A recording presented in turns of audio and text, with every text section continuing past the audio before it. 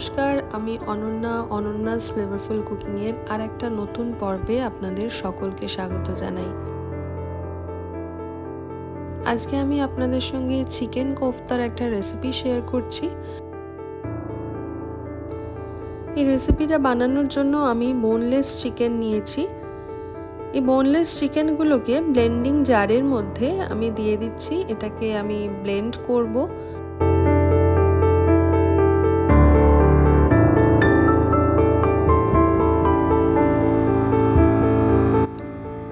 চিকেনটা ভালোভাবে ব্লেন্ড করা হয়ে গেছে। এরপরে আমি এটাকে একটা বোলের মধ্যে নিয়ে নিচ্ছি, আর সাথে সাথে পেঁয়াজ, রসুন আর কাঁচা লঙ্কাকে আমি কুচি করে নিয়েছি।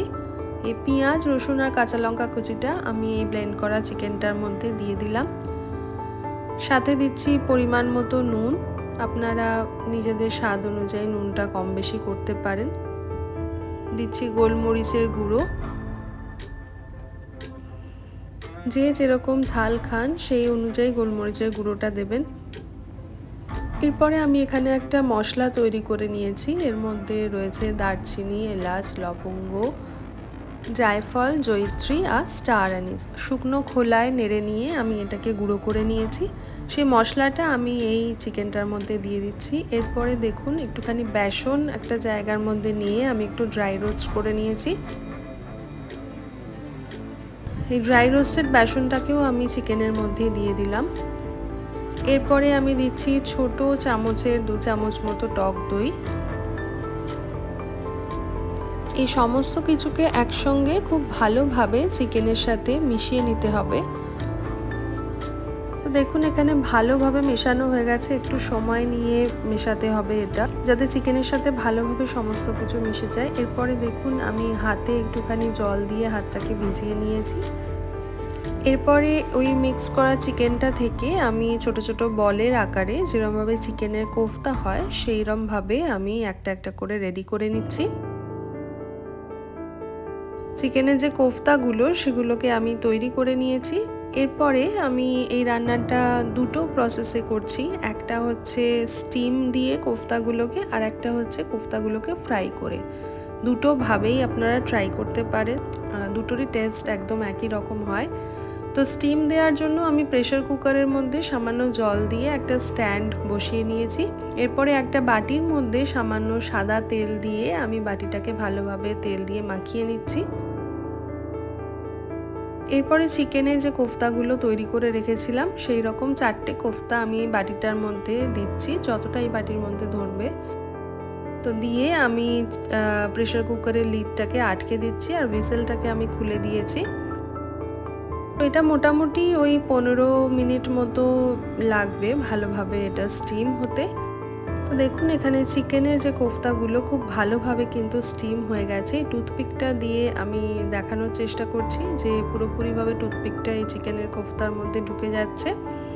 তার মানে চিকেনের কোফতাগুলো ভালোভাবে সেদ্ধ হয়ে গেছে, আর এগুলো একদম সফটও আছে সেদ্ধ হওয়ার পর।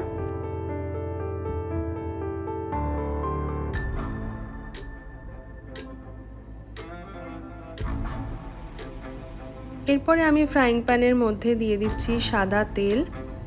এই কোফতাগুলোকে আমি এবার এক এক করে ভেজে নেব। কোফতাগুলোকে এবার আমি একটা একটা করে তেলের মধ্যে দিয়ে দিচ্ছি ভেজে নেওয়ার জন্য।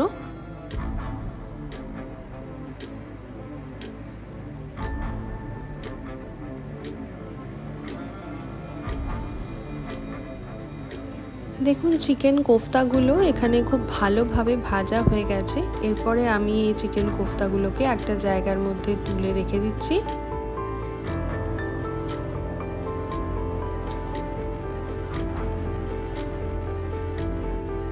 সাথে সাথে ফ্রাইং প্যানের মধ্যে দিয়ে দিচ্ছি আরও বেশ কিছুটা পরিমাণ তেল। সাথে দিচ্ছি গোটা গরম মশলা, দারচিনি, এলাচ আর লবঙ্গ। তেলের মধ্যে দিয়ে দিচ্ছি, একটুখানি এটা আমি ভাজা ভাজা করে নিচ্ছি। গোটা গরম মশলাটা ভাজা হয়ে গেলে আমি দিচ্ছি পেঁয়াজ বাটা। যতটা পরিমাণ চিকেন সেই পরিমাণ অনুযায়ী পেঁয়াজ বাটা আপনারা দেবেন আন্দাজ মতো।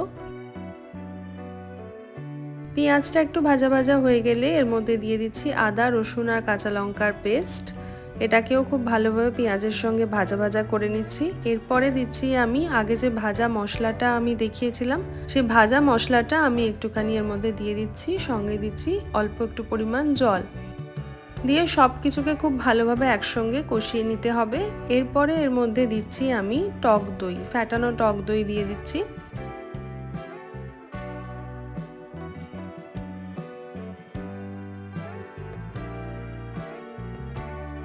যেহেতু এখানে আমি টক দই ব্যবহার করেছি, সেই কারণে তেলের পরিমাণও একটুখানি কম নিয়েছি। এরপরে পরিমাণ মতো জল দিচ্ছি, এরপরে দিচ্ছি নুন আর চিনি। এখানে আমি গুড়ের যে চিনি হয় সেটা ব্যবহার করেছি, সাদা চিনিও চাইলে দেওয়া যেতে পারে। আর এই রান্নাটা একটুখানি মিষ্টি মিষ্টি হলেই এটা খেতে বেশি ভালো লাগে। সব কিছুকে একসঙ্গে মিশিয়ে নিচ্ছি। এরপরে দিচ্ছি কাজু বাদাম বাটা।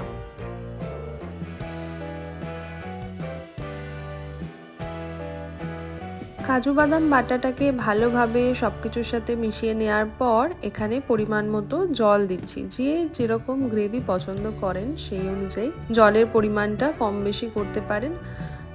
যেহেতু রুটির সাথে একটুখানি গ্রেভি গ্রেভি চিকেনের আইটেমটাই ভালো লাগে, সেই কারণে আমি এখানে জলের পরিমাণটা একটু বেশি রেখেছি। এরপরে আমি চিকেন কোফতাগুলোকে এর মধ্যে দিয়ে দিচ্ছি, ভাজা আর যেটা স্টিমড দুটোই। তো চিকেন কোফতাগুলোকে দেওয়ার পরে এখানে 10 মিনিট মতো ফুটিয়ে নিতে হবে। এরপরে সবার শেষে দিয়ে দিচ্ছি কিছুটা পরিমাণ কাসুরি মেথি। কাসুরি মেথি দেওয়ার ফলে খুব সুন্দর একটা গন্ধ ছাড়ে রান্নার মধ্যে। তো দেখুন এখানে চিকেনের কোফতা কারি সম্পূর্ণভাবে রেডি হয়ে গেছে। এটা আপনারা চাইলে এটা কিন্তু বাটার নান অথবা লাচ্ছা পরোটা যে কোনো কিছুর সাথেই খুব ভালোভাবে যাবে। তো আপনারা বাড়িতে একবার অবশ্যই এইভাবে ট্রাই করে দেখতে পারেন। কোফতা ভেজে তো আমরা প্রায়শই খেয়ে থাকি, কিন্তু স্টিমড কোফতাটা যেভাবে দেখালাম ওইভাবে একবার বানিয়ে দেখতে পারেন। যারা ভাজাভুজি খেতে অত পছন্দ করেন না, তারা কিন্তু এই স্টিমড কোফতা কারিটা একবার অবশ্যই ট্রাই করে দেখতে পারেন। আশা করি আপনাদের ভালো লাগবে। আজকের মতো ভিডিওটা তাহলে এখানেই শেষ করছি। দেখা হচ্ছে আর একটা নতুন ভিডিওতে আর একটা নতুন কোনো রান্নার রেসিপি নিয়ে।